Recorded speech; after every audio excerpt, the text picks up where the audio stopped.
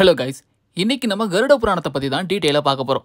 அது என்ன கருட புராணம் கேக்குறீங்களா? இந்த உலகத்துல பிறந்த பிறப்புகளிலே உன்னதமான பிறப்புன்னு சொல்றது மானுட பிறப்பு தான். அது நாம தான். ஏன்னா நல்லது கெட்டதுன்னு பகுத்து ஆராயக்கூடிய பகுத்தறிவு மனுஷனுக்கு மட்டும்தான் இருக்கு. இப்படி கடவுள் நமக்கு எல்லா அறிவையும் கொடுத்திருக்காரு. ஆனா இந்த அறிவை கொண்டு நல்லதை செய்யாம சில பேர் கெட்டதையும் செய்வாங்க. இப்படி தப்புக்கு மேல தப்பு செய்யறவங்களுக்கு எந்த தண்டனையுமே கிடைக்காத நம்ம நினைச்சுக்கிட்டு இருக்க நேரத்துல தான் நமக்கு ஒரு பதில் கிடைக்குது.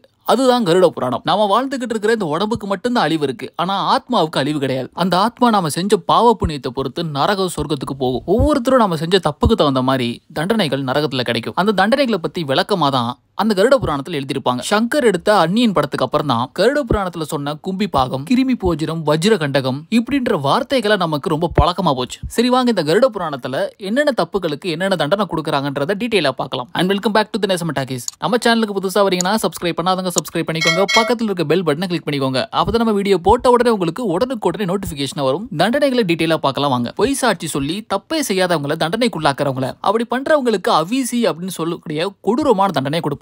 இந்த தண்டனையில என்ன பண்ணுவாங்கன்னா, நாத்தம் பிடிச்ச தண்ணியில தப்பு செஞ்சவங்களோட ஆன்மாக்களை அமைக்கி துன்பப்படுத்துவாங்களாம். மனைவியை துன்புறுத்துறவங்களுக்கு நரகத்துல லாலாபட்சம்னு ஒரு தண்டனை கொடுப்பாங்க. தீக்கோள்னால அந்த ஆன்மாக்களை சுட்டு தண்டிப்பாங்க. பசுக்களை காரணமே இல்லாம துன்புறுத்தினா அவங்களுக்கு விசேஷனம் அப்படின்ற நரகம் கிடைக்கும். அவங்களுக்கு நரகத்துல சவுக்கடி கொடுப்பாங்க. பிராணிகளை காரணமே இல்லாம துன்புறுத்தினா அவங்களுக்கு பிராணி ரோதம் அப்படின்ற ஒரு தண்டனை கொடுப்பாங்க. அதாவது அம்புகள்னால அவங்களை குத்தி சித்திரவதை பண்ணுவாங்க. தர்மமே செய்த சில ஜந்துக்களுக்கு தர்ம யோதரின்ற ஒரு தண்டனை கிடைக்கும். வைத்தியரின்ற நதியில இறக்கி விட்டுருவாங்க. அந்த நதியில கொடூரமான பிசாசுகளும் ஆவிகளும் இருக்கும். அவங்க சித்திரவதை பண்ணுவாங்க. கொஞ்சம் கூட உழைக்காம மத்தவங்க உழைப்ப சுரண்டி சாப்பிடுற சில பேத்துக்கு கிருமி போஜனம்ன்ற தண்டனை கொடுப்பாங்க. அட்டை பூச்சிகள்னாலே ரத்தத்தை உறிஞ்சிற பூச்சிகளை வச்சும் அவங்க உடம்புல இருக்கிற ஒட்டுமொத்த ரத்தத்தையும் மொத்தமா எடுத்துருவாங்க. தப்பே பண்ணாத சாதாரணமான மனுஷங்களை அவங்களை எப்ப பார்த்தாலும் சித்திரவதை பண்ணிக்கிட்டு இருக்கவங்களுக்கு பன்றி முக தண்டனை. பன்றியோட முகத்தை வச்சிருக்கிற ஒரு அரக்கனை தப்பு பண்ணவங்களை கொஞ்சம் கொஞ்சமா தான் வாயில கடிச்சு இழுப்பான். குடும்பத்தை கெடுக்கிறவங்களுக்கும் உறவுகளை பிரிக்கிறவங்களுக்கும் மகா ரௌரம்ன்ற தண்டனை கொடுப்பாங்க. இங்க கண்ணுக்கு தெரியாத சில ஜந்துக்கள் இவங்களை சித்திரவதை பண்ணும். நம்முடைய அவங்களை கழுத்த இருக்கிறது, அடுத்தவங்க மனை மேல ஆசைப்படுறது, இந்த மாதிரி இருக்கிறவங்களுக்கு தண்டனை தாமீஷிரம், முள்ளால செய்யப்பட்ட கட்டைகளை வச்சு அவங்க அடிச்சு சித்திரவதை பண்ணுவாங்க. இப்படிப்பட்ட பாவத்துல வீழாம நாம எப்பவுமே நல்ல வழியில் நடந்தோம்னா